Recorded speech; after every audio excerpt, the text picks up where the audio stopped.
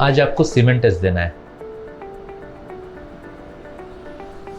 बहुत सारी जगह पे हम लोगों ने देखा है, जब हम पूछते हैं पेशेंट से, जब और भी टेस्ट लेके आते हैं रिपोर्ट, कि आपको क्या क्या बताया गया था सीमेंट टेस्ट कराने के पहले आपके डॉक्टर के द्वारा, तो 80% से ज़्यादा केसेस में हम लोगों को मिलता है जवाब, नहीं ऐसा कुछ नहीं है, उन्होंने बोला खाली सीमेंट टेस्ट करा लें। बहुत इम्पॉर्टेंट है सीमेंट टेस्ट के लिए। जब हम एडवाइस करते हैं तो पेशेंट को इंस्ट्रक्ट करना बहुत ज़रूरी होता है। जो मैं अपने हर वीडियो में स्ट्रेस करता हूँ कि adequate time doctor patient interaction बहुत ज़रूरी है, नहीं तो वो आपके टेस्ट के रिजल्ट को ख़राब कर सकता है। तो इसमें क्या क्या सावधानी बरतनी है वो मैं आपको बताऊंगा, जो आप रूटीनली मैं अपने पेशेंट्स को बताता हूं जब बात करता हूं क्लिनिक में। मैं doctor Vinod Agarwal, clinical director Sparsh IVF, Golmuri Jamshedpur से बोल रहा हूं। सीमेंट टेस्ट करा लीजिए, आप निकले और लैब में दे दिया, डोंट डू दैट। अगर सिर्फ आपसे इतना इंटरेक्शन हुआ है कि आप एडवाइस सीमेंट टेस्ट, आप करा लीजिए सीमेंट टेस्ट। क्योंकि बहुत बार as a patient, as a common man, मेरे को नहीं मालूम है कि क्या प्रिकॉशन, सीमेंट ही तो देना है, चलो दे देते। नहीं, इट्स नॉट लाइक दैट। ठीक है, तो अगर आपसे नहीं बताया गया है तो मैं आपको बताता हूं कि क्या क्या टिप्स आपको फॉलो करने हैं सीमेंट टेस्ट देने के पहले। सबसे पहला चीज जो मैंने अपने पहले वीडियो में बताया कि आपको उस जगह को इंश्योर करना होगा या फाइंड आउट करना होगा कि कहां कराना है। डॉक्टर्स प्रेफरेंस होते हैं लैब्स के, ठीक है, because if I am confident about a lab कि यहाँ का रिपोर्ट अच्छा होता है तो अच्छा होता है, but then not only report, it is about the facility which you are providing in the lab. वो फैसिलिटी भी कैसी, जो मैं आपको बताया कि सीमेंट कलेक्शन रूम और अटैच टॉयलेट अच्छी होनी चाहिए, या एटलीस्ट टॉयलेट है थोड़ा स्पेशियस होना चाहिए, नीट एंड क्लीन होना चाहिए एट द मिनिमम। ठीक है, तो आप ये पहला चीज ये समझिए कि अगर कल रात को आप लोग का रिलेशनशिप हुआ है वाइफ हस्बैंड का, और आज आप गए हैं डॉक्टर के पास, तो आज आपको बोले कि सीमेंट टेस्ट करा लीजिए, आज नहीं कराना।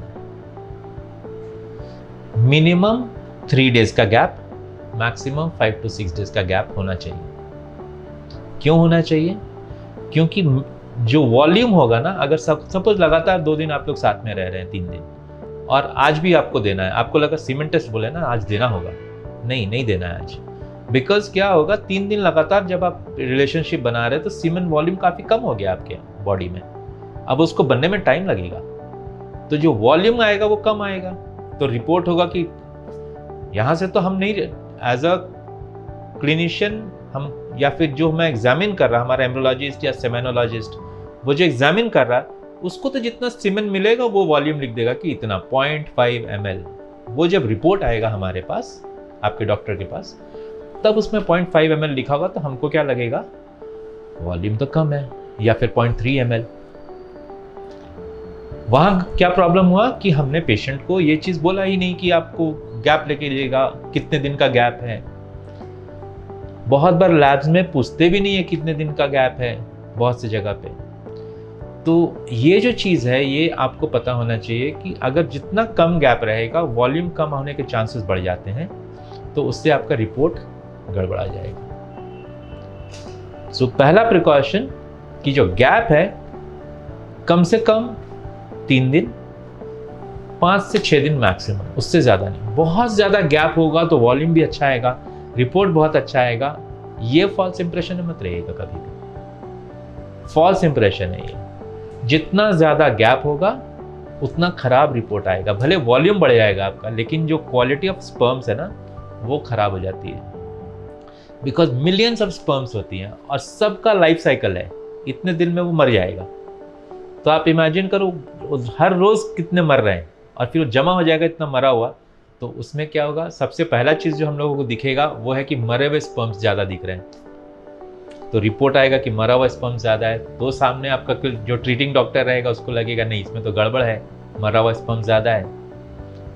जब मरे हुए स्पर्म ज़्यादा रहते हैं तो उसमें से केमिकल्स रिलीज होती हैं, उसमें से केमिकल्स रिलीज होंगी तो वो जो जिंदा है उनका फंक्शन को भी वो अफेक्ट करेगा।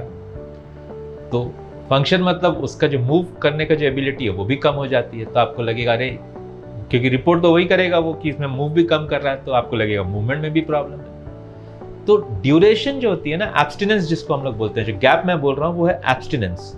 एब्स्टिनेंस मतलब आप एब्सेंट रहिए, डोंट हैव इंटरकोर्स, इजैकुलेशन नहीं होना है इतने दिन तक, जो मैं बताया आपको, minimum 3 days, maximum 5 to 6 days. वो बहुत ज़रूरी है, पहला जो प्रिकॉशन है। Second, timing. टाइमिंग मेरा कहने का मतलब हुआ कि अगर आपको बहुत टाइम लग रहा है, आपको रूम दे दिया गया, आप फर्टिलिटी सेंटर में है, सीमेन कलेक्शन रूम में आप गए, आपको बहुत एबनॉर्मली ज़्यादा टाइम लग रहा है, 15 मिनट 20 मिनट, तब बी श्योर कि थोड़ा सा एंजाइटी लेवल इज़ हाई। तो वहाँ पे आप आराम से वहाँ के स्टाफ को एक रिक्वेस्ट कर सकते हैं कि क्या मैं वाइफ को अंदर ले सकता हूँ सीमेन कलेक्शन रूम में। तो that is very much allowed. तो वो सहायता ले सकते हैं, तो इजैकुलेशन ईजी हो जाती है। अगर आपको किसी चीज़ का नशा है, या सिगरेट स्मोकिंग है, या अल्कोहलिक है, या कोई भी चीज़ है, तो एटलीस्ट 1 वीक पहले आप उसको बंद कीजिए। उससे ज़्यादा ही बंद कर दें या हमेशा के लिए बंद कर दें तो बेस्ट, लेकिन एटलीस्ट 1 हफ्ता का गैप ज़रूर होना चाहिए। वो आप मत कंज्यूम कीजिए स्मोकिंग, अल्कोहल और व्हाटएवर ड्रग्स, क्योंकि उसका जो इफेक्ट रहता है बॉडी में वो आपका सीमेन का क्वालिटी को ख़राब करेगा। उस समय रिपोर्टिंग खराब होगी।